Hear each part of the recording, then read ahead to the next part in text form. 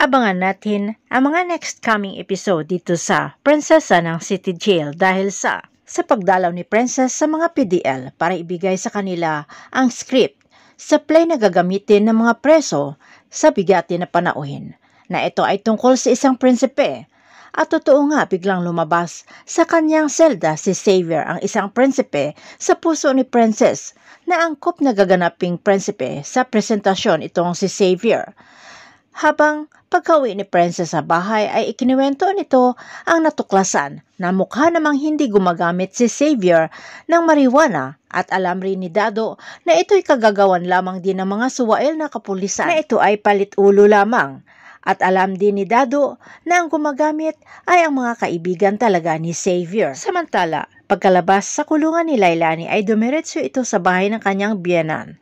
Pero galit pa rin ito kay Lailani sa pagpatay nito sa kanyang anak. Pero ayon kay Lailani ay pinagtanggol niya lamang ang kanyang sarili at ang kanyang anak.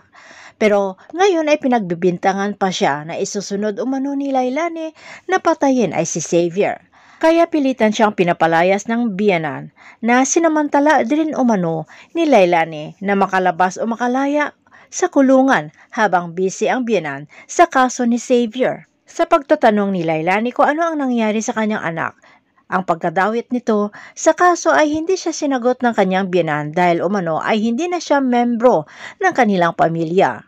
Samantala, panay naman ang utos ni Divina dito sa kay Charlene. Isa na rito ay pinagmamadali na pinapapunta doon sa gaganapin na luncheon meeting at pinapasuot ng traditional dress itong si Charlene, isang kimono, dahil darating dito si Yagamoto.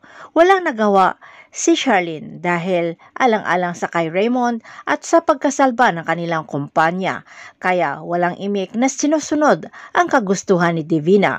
Hanggang kailan matitiis ni Charlene at makapagtimpi sa ginagawa sa kanya ni Divina, abangan na lang natin ang susunod na episode dito sa Prinsesa ng City Jail.